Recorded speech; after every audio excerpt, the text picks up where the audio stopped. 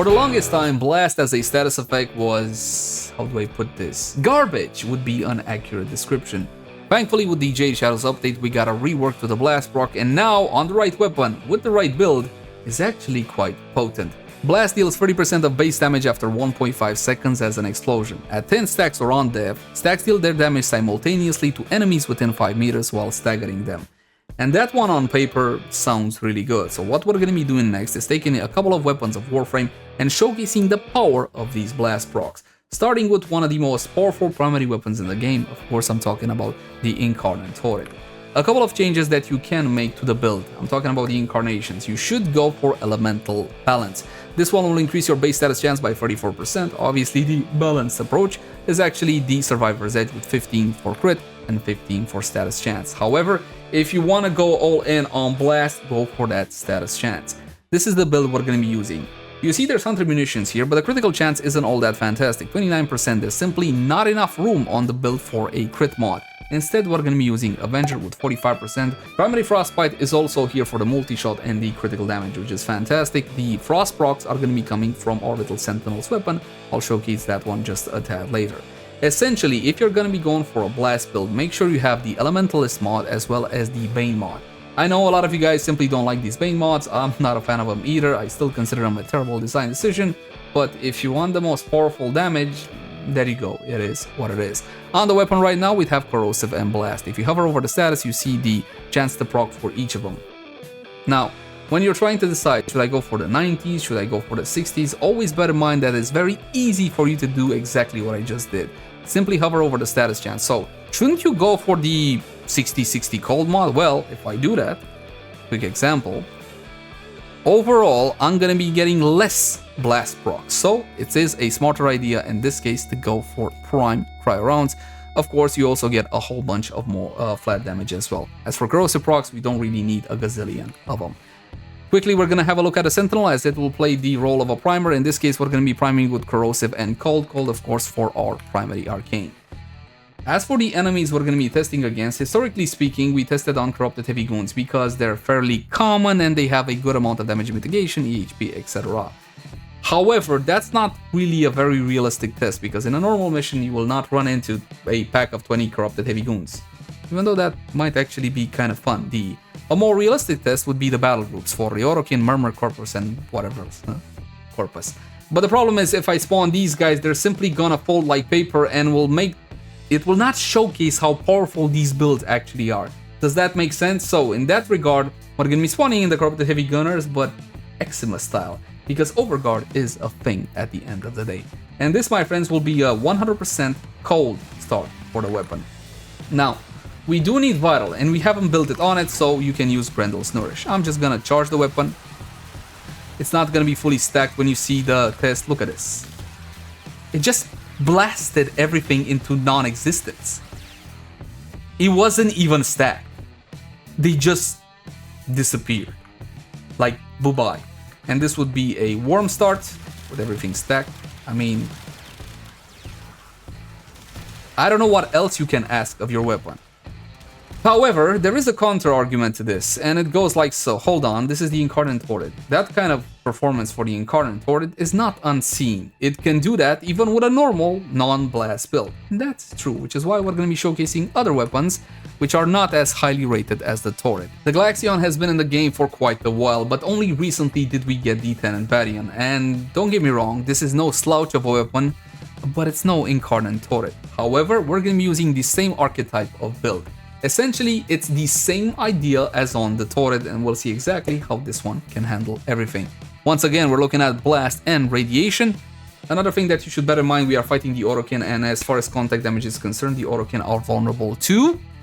The Orokin, yes, the brand new thing, they're vulnerable to Vital damage. Which is why if you care about contact damage more, you should definitely build for Vital. And again, we're priming with Corrosive and a little bit of Cold. The Vital is going to be coming from Grendel's Nourish. Again, cold start, nothing proc, nothing stacked. We're just going to be activating Grendel's Nourish and going to town on these targets. You will need a couple of kills, obviously, to get the weapon in full swing, but as soon as you do, yet again, it just blasts everything into non-existence. And there's no charging going on, no changing to incarnate form or anything of the sort. The weapon just simply demolishes everything. Now, there's another thing that you should be aware of. With the Jade Shadows update, the kind of messed with things in the simulacrum, so the consistency hasn't always 100% been there, so we also repeated the test in normal missions, and I will showcase that just a tad later during the conclusion section. But for the time being, my friends, even a weapon such as this one, a non-incarnate weapon at the end of the day, can absolutely shred whatever stands before you. But wait, there's more. There's one weapon from our testing so far that has performed incredibly well with Blast, a weapon that normally you just use as a primer, or most Tenno simply use as a primer. We're talking about the Kuva Nukor, and the build looks something like this. We will have a separate showcase of the Nukor, a separate build. For the time being, you can build something like this with secondary encumber, and as before, what do we got on this one? We got Radiations, Corrosive, and Blast. That means I no longer need Grendel's Nourish, and not needing Grendel's Nourish means that the weapon is more self-sufficient, so you're not forced into a particular direction. Synergies are fantastic, but they're a little bit limiting at times. So what we can do, instead of proccing Corrosive here, we can do the following. We can proc Vital and a little bit of Heat. And of course, since this is a secondary weapon, instead of acceleration, you should go with velocity if you need the fire rate. Normally, you don't really need to, but if you're trying to vaporize everything a bit quicker just because it's fun, then by all intents and purposes. Cold start as before, the exact same targets. We're just gonna kill one really quick, and then I'm gonna show you what the weapon can do. Now we got a couple of stacks, I'm just gonna go in the middle. Look at this.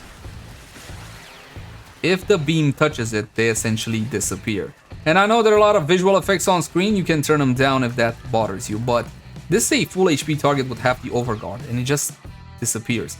Don't get me wrong, it would still happen the exact same way if it had full overguard, as the weapon simply does not care. My friends, the Blast rework essentially propelled the Kuva Nukor from it's a primer to one of the most powerful secondary weapons in the game. It can go toe-to-toe with even some of your favorite incarnate secondaries.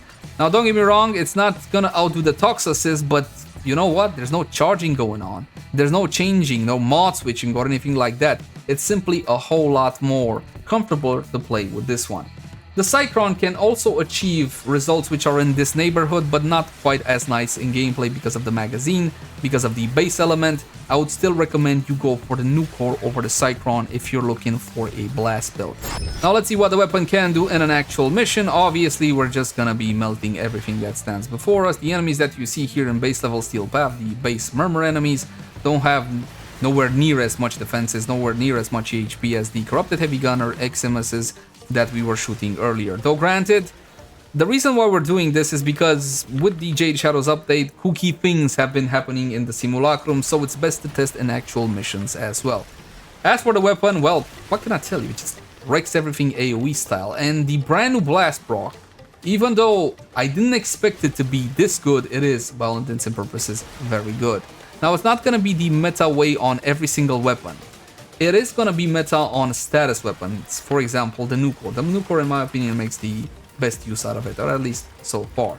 But switching to the Galaxion, it's gonna be doing a fantastic job on that one as well. So, if you're bored of the same old builds, the same old builds, you can definitely change your status weapons to a blast build. They're gonna be getting the job done quite nicely. And that's pretty much gonna do it, but there is one caveat. Now tell me, my friends, when do status weapons struggle? Acolytes, because Acolytes can only have 4 of a particular type of proc up at a time, and that's gonna spell doom for any pure status explosive build. Now don't get me wrong, you're still gonna be able to kill your Acolytes, as I will demonstrate just as soon as this bastard spawns, but it's not gonna be as mind-blowing as running across the mission and simply tearing down trash without any issue whatsoever. Time and oxygen are running out.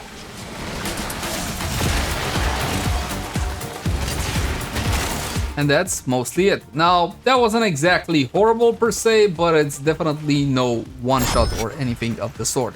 Because again, that's gonna be the weakness of any weapon that gets most, if not all of its damage on through status effects.